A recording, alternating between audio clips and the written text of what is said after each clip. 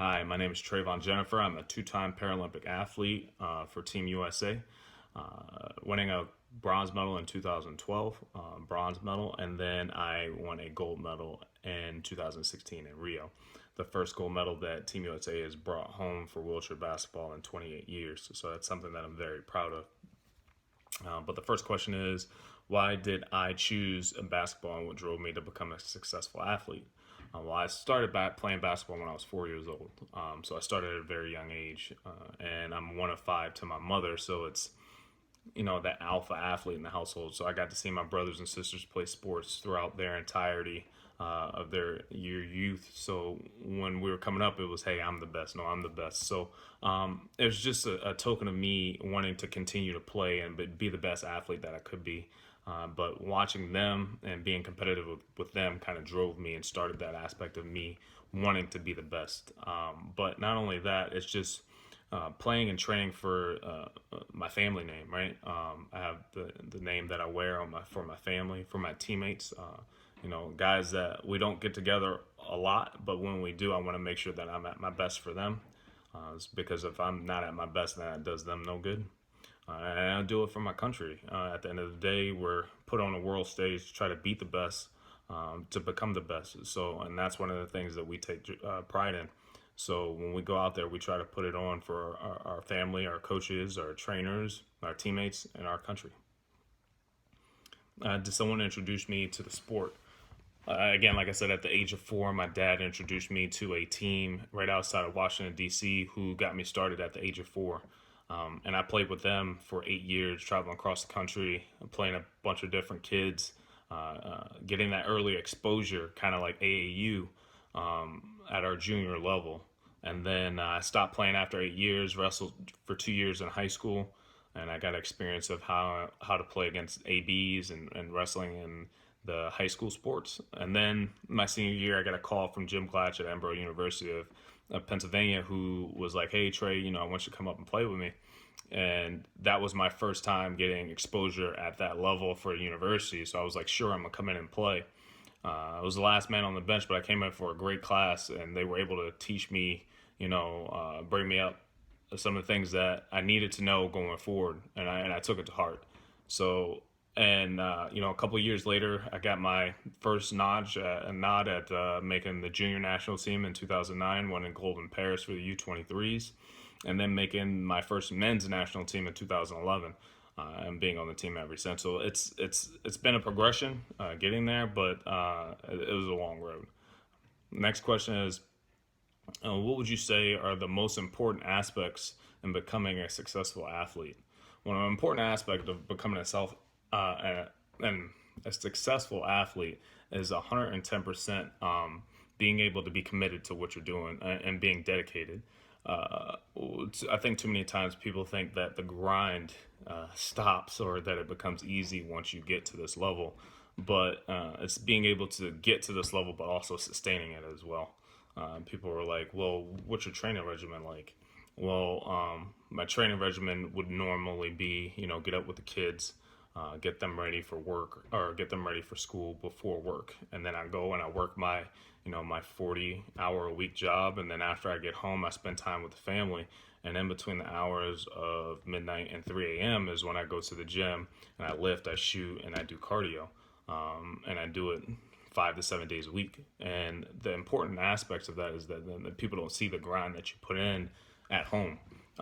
That's why when I say that it's my family that deserves most of the credit, it's because they're the ones that take on the most sacrifice, especially during the summertime when I'm not home. I miss birthdays, I miss first steps sometimes. So like those are the things that make it tough.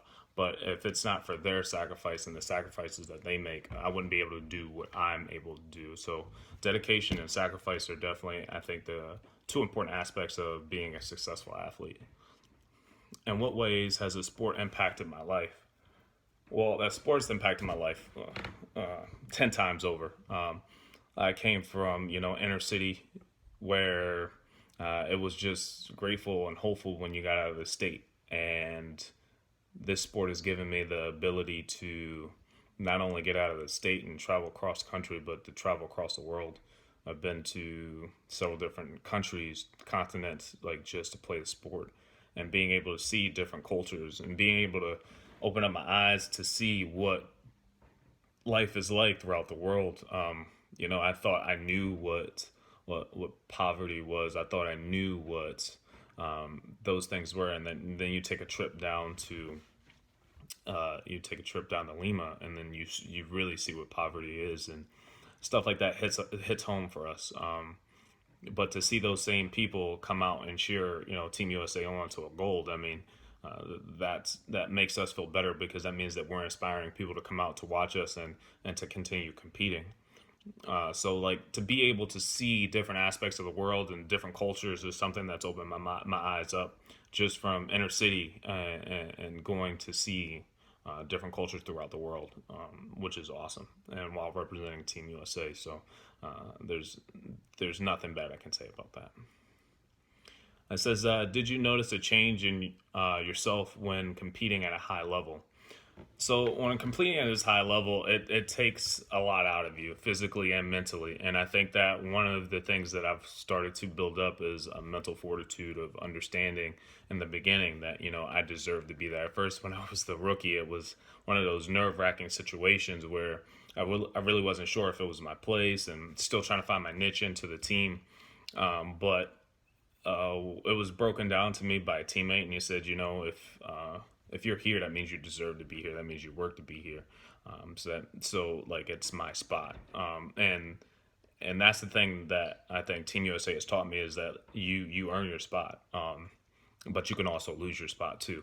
And I think that's what keeps me pushing, right? Knowing that those younger generations are trying to come up and catch us veterans, and that any days that we take off is just another opportunity for someone else to come in and take our spot. So being able to have more confidence, definitely in myself, has seen a big increase. I feel like I've been a leader in my entire life. So just adding a little more confidence to myself, that I not only take from the basketball court and apply it to my teammates and to when we're playing and being competitive, but something that I take and I teach my children, and it's something that I take and I use in the workforce as well. So I think confidence is definitely one of those things that I've seen a change in myself. And it says, what advice would I give someone with a disability who wants to become involved in sport but doesn't have access to the tools, equipment, or resources?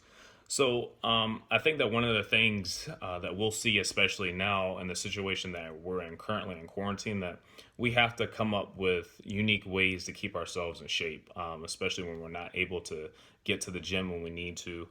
We have to be able to keep ourselves tuned, whether that's doing push-ups, sit-ups, in the house. I know it's not ideal, but it's better than sitting around doing nothing, right?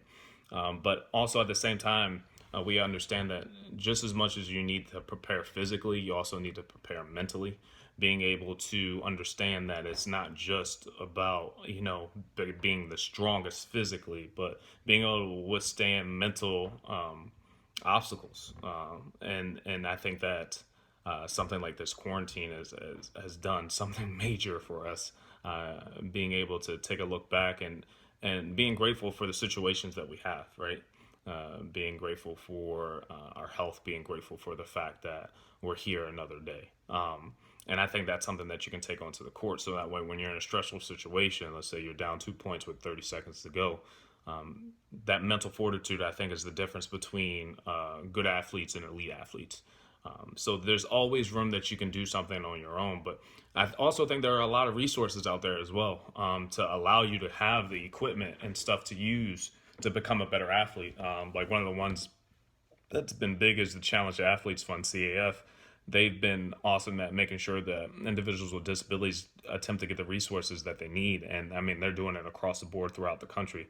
And I think that more notoriety from people like myself would definitely help the cause in pushing people to see those resources and those different things. And then last but not least is the response to COVID-19 and the postponement of the 2020 games. I would definitely say that in the beginning, it's definitely difficult, when you sit here and you train 4 years to make sure that you're ready to peak at a certain time to make sure that, you know, you're ready to win gold, you're at your best to compete at the best. It was definitely a strike to the heart when you know that you've competed 4 years, you trained 4 years to get ready for this moment, and for them to say that it's not going to happen. But with that said, it's the health of the public, it's the health of our athletes, it's the health of our competitors, which is most important. I mean, at the end of the day, public health is the most important thing going forward. We see how many people have been affected by this. We see how many people that have passed from this, and it wouldn't just be right for us to continue on for our own selfish reasons. But with that said, it also gives us some more time to make sure that we sharpen our swords when we're going into battle.